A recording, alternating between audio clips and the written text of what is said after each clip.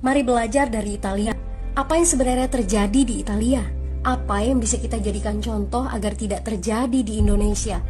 Kreatif konten ini berasal dari artikel warga Italia, dipersingkat dan dilengkapi data agar lebih mudah dipahami. Tahap 1. Kasus pertama diumumkan.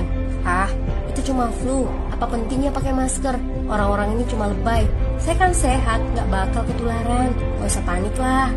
Tahap 2. Jumlah positif COVID-19 mulai naik signifikan. Cuma beberapa yang kena. Yang meninggal pun hanya orang-orang tua saja yang memang udah punya penyakit. Hidup seperti biasa aja lah. Pacaran, nongkrong bareng temen, jalan-jalan ke mall. Tetap lanjut. Tahap ketiga, jumlah kasus meningkat dengan cepat, berlipat ganda dalam 1 hari. Tingkat kematian pun bertambah. 7 Maret, lebih dari 5.000 kasus positif COVID-19. Zona merah diberlakukan di Italia.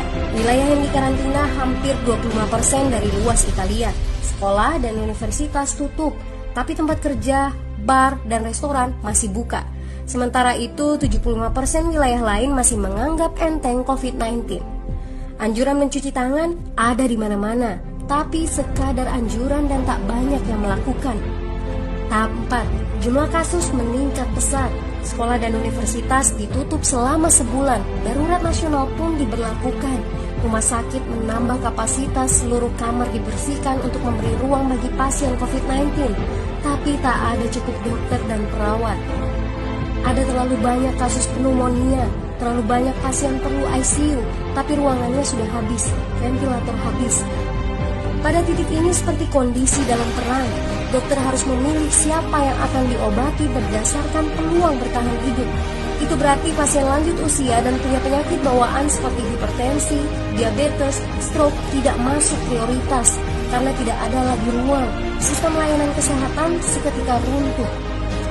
Tahap 5, 9 Maret mencapai lebih dari 9.000 kasus. Seluruh kota Italia lockdown. Orang-orang bisa pergi hanya untuk keperluan darurat dan dalam pengawasan ketat.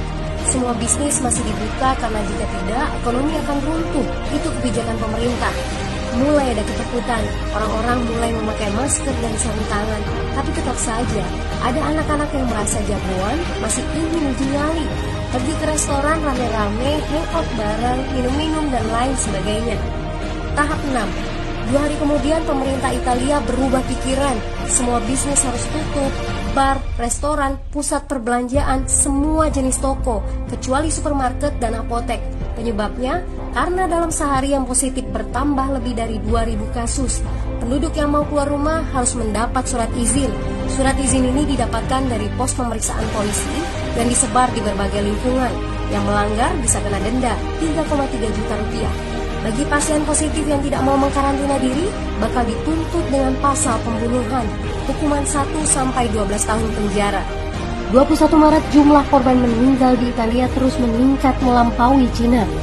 Sebagai gambaran, luas Italia itu kurang lebih 2 kali Pulau Jawa. Penduduknya lebih dari 60 juta jiwa. Lalu apa yang harus kita pelajari dari Italia? Yuk, mulai dari diri sendiri, mulai dari di rumah aja.